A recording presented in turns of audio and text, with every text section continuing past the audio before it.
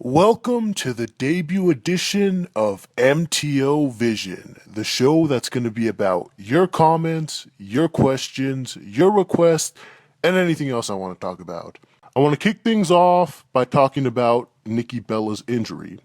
It says a lot that Nikki Bella has been working through injuries for the duration of her entire title reign, from a leg injury to a shoulder injury to a neck injury. And unlike certain other quitters who cry about having to work too hard and need a vacation every other month, the Brooks, Nikki actually begged to work more. She wanted longer matches. She wanted more feuds. She wanted more competition. Despite all her injuries, she was still driven to work harder than anybody else in that company. She didn't water herself down. She didn't hold back. And she literally pushed herself to the limit in the ring, doing things that she really shouldn't have been doing with the injuries that she had and things that she didn't have to do because that's how dedicated she was. That is the definition of a workhorse, and that is someone who is dedicated to the business, someone who is willing to put aside their own personal well-being for the sake of putting on the best damn performance that they possibly can, even when they know that they're working against the grain and that the booking is just going to hold them back anyway. That's passion. That's heart. And even right now, with a broken freaking neck, she's going to do everything that she can to get back into the ring because that's where she wants to be. So there's no question about her passion anymore. And honestly, there's no question about her wrestling ability after last year. If you notice this, the only way that people can bash Nikki's wrestling anymore, legitimately at least, is by comparing her to NXT. They have to use NXT as a crutch now because they know that Nikki has already surpassed and leveled up with every other diva that they've overrated for the past few years. So without NXT, they have no more legitimate arguments against her wrestling ability. But that's obviously not going to stop them. It's a thing called willful ignorance. Even though they know that they're wrong, they're still going to believe that they're right because that's how their brains work. It's something that a lot of wrestling fans suffer from, is the inability to think logically. But I'll get more into that later. Now, the good thing is that there have been superstars that have come back from neck surgery before and been able to perform for years on after, some even becoming better than they were before surgery. You look at Lita, Edge, Kurt Angle, Stone Cold. And keep in mind, not only did they continue their careers for years after surgery, but they still took part in hardcore matches, took table bumps, leaped off steel cages, ladder matches. So neck injuries aren't always the end of the world. However, assuming that this is the end of Nikki Bella and she won't be able to take any more bumps, at least I can say that I was there live for her last ever matches. And her last match with Charlotte was one of the best Divas Championship matches ever. And the positive is that even if she can't wrestle anymore, it still doesn't have to be the end of her career. She wants to come back either way, so she can still come back as a manager or a general manager. If Total Divas is around, she can still appear on that show. So no matter what, this isn't the end of Nikki Bella's career. But it looks like this is going to give Brie Bella a little bit of a push, which is kind of sad that the only time that Brie Bella can get a push is when somebody else gets injured. And it makes it even worse when you realize that this is only a temporary push. She's not going to win the title, even though this is probably her last opportunity that she'll ever get to be champion again. That's why I thought it was funny when Sasha Banks came out and cut a promo talking about how she was sick of having to take a back seat and watching other divas get opportunities. When for one, she's the most overprotected wrestler in the entire company. I'd even go as far as to say that she's even more protected than Roman Reigns, and I dare anyone to prove me wrong on that one. And for two, the entire rest of the division are the ones that are now going to have to take a back seat to Sasha Banks and to the NXT divas and may now never get another opportunity again. Brie, Natalya, Naomi, none of them are ever going to touch that title again, which I'm sure is what the IWC wanted all along. To get rid of every other diva except for the ones that came from NXT, because that's their solution to everything, is stop pushing everyone and only push my favorites. But that brings me to my last point. WWE is at a point right now where they no longer need to cater to the IWC anymore. You see them trying desperately to get them to cheer guys like Roman Reigns, and you see them changing their plans around, trying to make Raw more like NXT. But the fact is, now that they have NXT, they have the IWC eating out of the palm of their hands. No matter how much they complain about Raw or start their stupid chants or try to hijack the show, those same fans are going to promote NXT as if it's the greatest wrestling company in the world. They're going to buy the network to watch the show. They're going to buy their merchandise. And they're going to buy tickets to see NXT live. And they're going to buy tickets to Raw to chant for NXT. So WWE has successfully convinced the IWC that NXT really is an alternative, and that by supporting NXT, they're sticking it to WWE and to Vince McMahon, when the reality of it is WWE wins either way. Now, before I get the comments of, hey, stupid, you know you're part of the IWC too, I don't mean every fan on the internet. I'm talking about the ones that I was talking about earlier, because I've learned over the last few years that a lot of wrestling fans are very stubborn, biased, and delusional.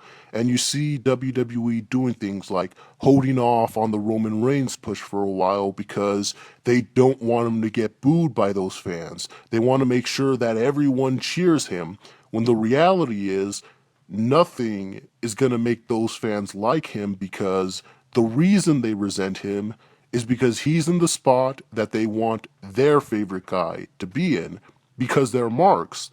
They don't think by logic, they think by who they like and who they don't like. Those are the types of fans that I'm talking about. If you've ever tried debating with one of those types of fans, you know that you'd have an easier time debating against the wall, because they're not capable of being able to process any idea that goes against their idea of thinking. They're very narrow-minded, they're very stubborn, and those are the types of fans that they need to stop trying to appeal to. And now that they have NXT, WWE doesn't have to try to cater to them anymore. They can go ahead and shove Roman Reigns down our throats, bury Dolph Ziggler, make Cesaro the gay lover of Tyson Kidd, have John Cena break Ric Flair and CM Punk's world title records at the same time, bring Eva Marie up and have her bury the entire NXT divas and win the title at WrestleMania. Because what are the Smarks going to do?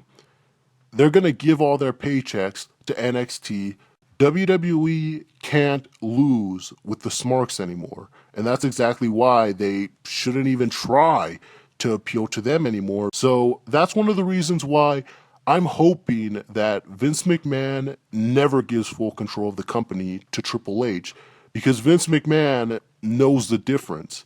It's not that he doesn't listen to the fans, it's that he knows which fans he shouldn't listen to. But I'll end it on that note. Here's another feature that's going to be part of this series, the comment video response, where I take a look at some of your comments and make a video response to them. It's really that simple. So there's 2 comments that I want to respond to from this past week. The first being a comment from one of our big homies, some of you may know him, TheGlowHD, in response to a comment that he made in my last video where I talked about Total Divas being the only thing that kept the Divas relevant during AJ's title reign. Now, he argues that Total Divas didn't really benefit or help anyone except the Bellas and Eva Marie. Let's just say that everything you said here is completely true, and I agree with some of the points that you made. But think about that. If Total Divas, the show that gave 7 divas mainstream exposure, wasn't enough to help any of their careers, what do you think it would have been without Total Divas? Because even with Total Divas, they were still treated like filler to get AJ over. So imagine how irrelevant they would have been without Total Divas giving Vince McMahon a reason to feature them on TV.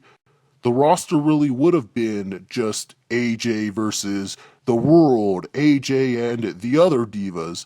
That's what it would have been like. And I can't imagine how much more irrelevant the division would have been after AJ took time off. Even if your comment was 100% right, my point still stands that without Total Divas, their careers would have been even more irrelevant than they were after AJ buried them. But if you still disagree, then you can feel free to leave another response and letting me know what you imagine the division would have been without Total Divas. Where do you think Natalya and Naomi would have been right now? Do you think Oksana or Alicia Fox would have won the title in 2013? Let me know what you believe the benefits to the division would have been had there been no Total Divas. The last comment I want to address is from someone that you may all know. Kevin Dunn, that's right, Kevin Dunn has his own YouTube channel, and lately he's been commenting on a lot of our videos. I noticed some of you guys were responding to him as well, but you might have noticed he goes by the name of WWE and TNA Talk. Now, he made some very rather intimidating comments against me and the Bellas in my last video. I know a lot of you guys try to stand up against him, but I mean, I don't know. I just don't know, you guys. I think he made some pretty powerful points. I mean, just look at this. Look at how well thought out and articulate all these points are. I don't see any way that I can counter any of this. You know what? I think I'm just going to shut our channel down and go cry in a corner or something. You know, I think that's the only way that I can respond to this. But seriously, I mean, this is exactly what I was talking about. And of course, he's an AJ fan. Only an AJ fan would think any of these comments make sense. I could easily respond to all 250 comments that Kevin Dunn made in this video. But for one, I think you guys did a good enough job right there. And for two, a lot of these comments don't really justify responses from anyone. There's a lot of these types of typical comments that get thrown out there by people who don't know what they're talking about and that are factually incorrect, but those people still hang on to them because of willful ignorance.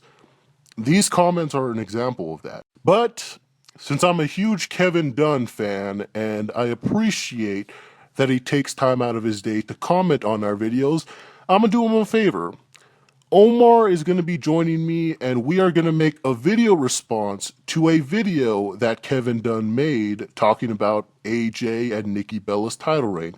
It's like 2 hours long, but it's been a while since we had a good old-fashioned YWC feud, so why not? I'll even plug his video in the description so you can all check it out and comment for yourself. As a matter of fact, I want to do more of that on MTO Vision. So if you guys ever read a stupid comment or watch a stupid video or see a dumb tweet about the Bellas or anything else, go ahead and send them to me and I'll take care of them for you right here on MTO Vision. So anyway, that just about does it for this week. I have a lot of big plans for this series moving forward. Anyway, this has been MTO with the MTO More Reviews saying yada yada yada, blah blah blah. You fucking Bucky Beaver motherfucker. I hate you to this day.